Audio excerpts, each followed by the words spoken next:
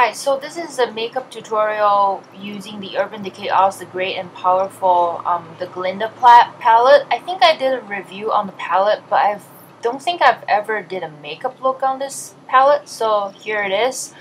So I'm first using the Anti-Aging Primer Potion from Urban Decay. I really like this primer. I think this one is better than all the other primer potions so far.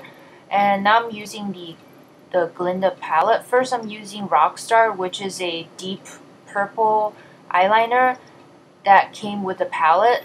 I'm just lining the top and lower waterline, tight lining. So I like to do this step first. Oh, and by the way, I curled my eyelashes first before I even applied the eye primer. And now I'm using a liner smudge brush. You can use any pencil brush or smudge brush to quickly smudge out the eyeliner that I applied earlier. This way it will be, the eyeliner will act as a base for the eyeshadows, and also it will have a more smoky look.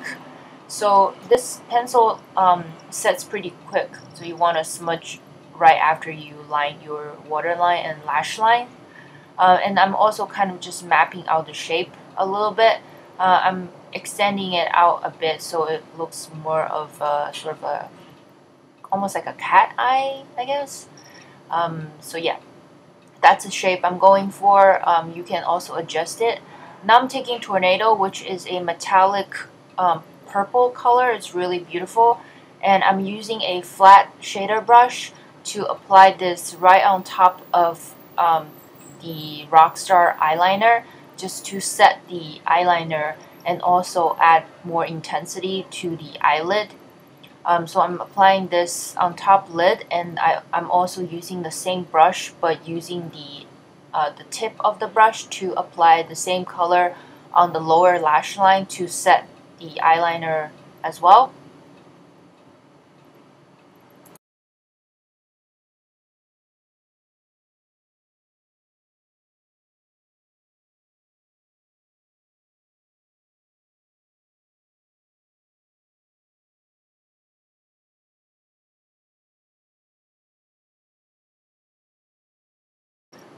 Next, I'm taking this shimmery pink eyeshadow called Magic, and I'm using a fluffy blending brush to apply this. This is more of a taper blending brush.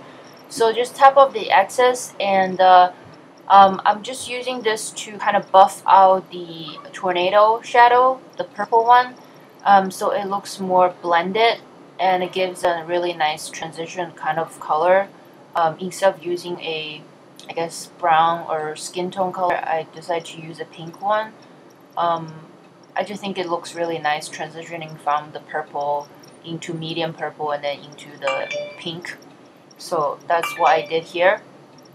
And after blend out the edges, just to make sure that everything's blended out, looks blurred, so you get this hazy purple haze kind of look. And then you don't want any harsh lines basically. So then I'm taking Illusion, which is a sort of a shimmery or satin kind of a peachy beigey color, and I'm just using the same brush, applied, well, of course, wipe it clean, and then apply this on the brow bone area, and also kind of blend out that pink eyeshadow. It's very subtle highlighting shade.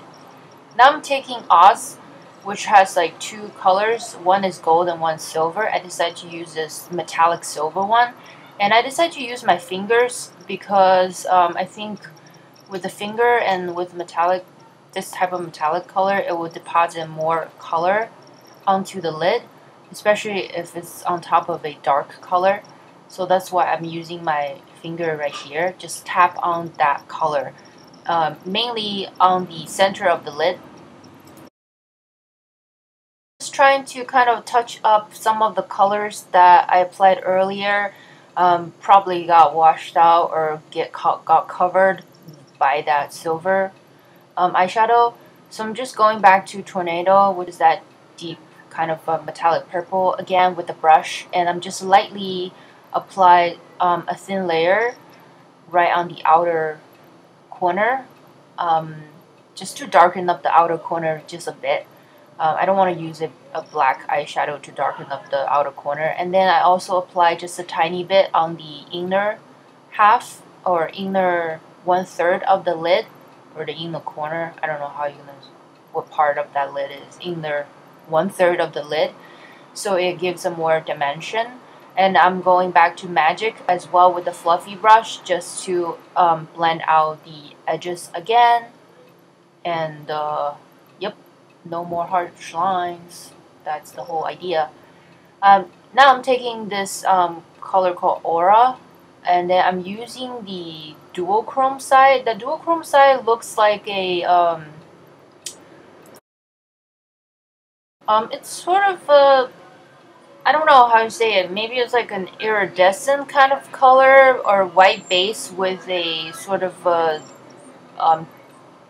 purplish or bluish kind of reflex or duochrome. Anyways, I'm just using a small tiny pencil brush, apply that duochrome color on the inner corner, the lower tear duct, for an accent kind of a pop.